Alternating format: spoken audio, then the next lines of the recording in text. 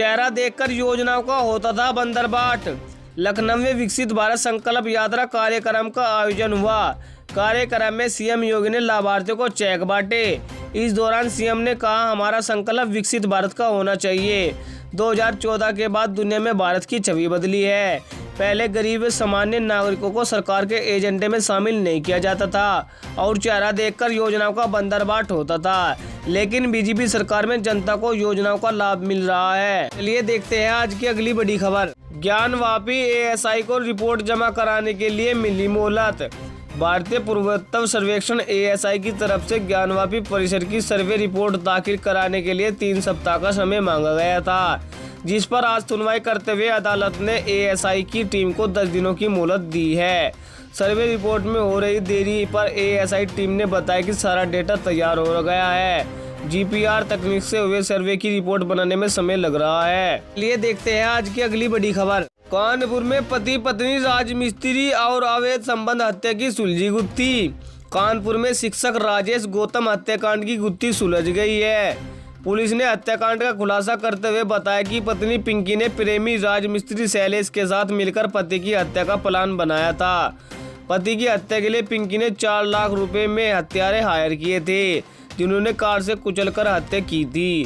पिंकी और राजमिस्त्री के बीच अवैध संबंध भी थे। पुलिस ने पिंकी प्रेमी और एक ड्राइवर को गिरफ्तार कर लिया है। चलिए देखते हैं आज की अगली बड़ी खबर। भारत आया चीन का खतरनाक वायरस। चीन में बच्चों को तेजी से अपनी चपेट में ले रहे वायरस के भारत पहुंचने की आशंका जताई जा रही है। उत्तराखंड के बागेश्वर में 2 बच्चों को चीन में फैले इन्फ्लूएंजा फ्लू जैसे लक्षण मिले हैं। उनके सैंपल जांच के लिए हल्द्वानी भेज गए हैं। मामला सामने आने के बाद सरकार ने पूरे प्रदेश में अलर्ट जारी कर दिया है। हॉस्पिटल्स में पूरी व्यवस्था रखने और किसी भी तरह की लापरवाही न बरतने के लिए निर्देश दिए गए हैं। चलिए देखते हैं आज की अगली बड़ी खबर। यूपी गुंडा नियंत्रण विधेयक 2021 को सरकार ने लिया वापस।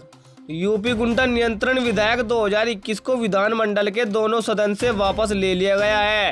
राज्यपाल आनंदीबेन पटेल ने तकनीकी कारणों के आधार पर विधेयक को पुनर्विचार के लिए सरकार को लौटाया था।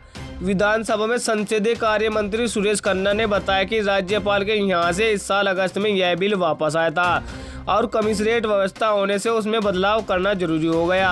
आवश्यक बदलाव कर विधेयक को वापस लाया जाएगा। चलिए देखते हैं आज की अगली बड़ी खबर। महामारी से बड़ा खतरा, आप भी ले रहे हैं ये दवाएं। WHO ने एंटीबायोटिक के ज्यादा इस्तेमाल को लेकर अलर्ट जारी किया है। संगठन के मुताबिक एंटीबायोटिक के ज्यादा उपयोग से एंटी माइक्रोबियल रेजिस्टेंस AMR बढ़ रहा है, जो महामारी से भी बड़ा खतरा है। AMR से हर साल दुनिया में 50 लाख लोगों की मौत हो जाती है।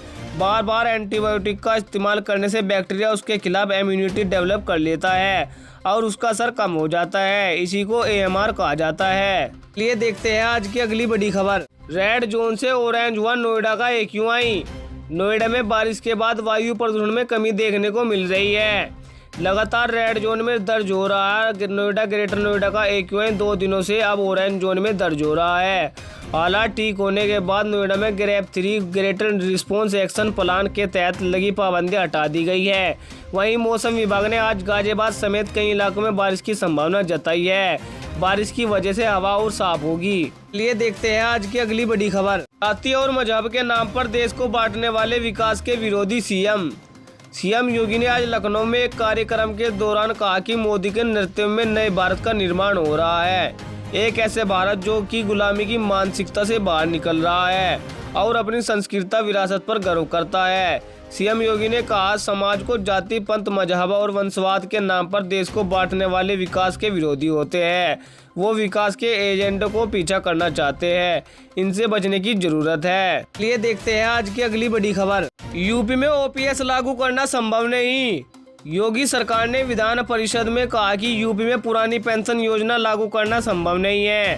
राज्य सरकार ने पहले ही 2005 में नई पेंशन स्कीम लागू कर दी थी।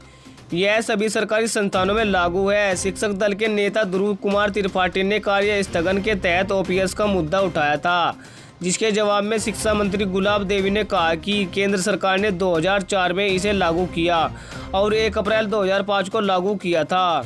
लिए देखते हैं आज की अगली बड़ी खबर। मेरे लिए सबसे बड़ी जाति गरीब और किसान है। पीएम मोदी ने विकसित भारत संकल्प कार्यक्रम में विभिन्न सरकारी योजनाओं के लाभार्थियों से वीडियो कॉन्फ्रेंसिंग के जरिए बातचीत की। इस दौरान पीएम ने जन औषधि केंद्रों की संख्या 10,000 से बढ़ाकर 25,000 करने और प्रधानमंत्री महिला किसान ड्रोन केंद्र का कार्यक्रम लॉन्च किया। उन्होंने कहा कि किसान और गरीब देश के अमृत स्तंभ है। मेरे लिए सबसे बड़ी जाति गरीब, युवा, किसान और महिला है।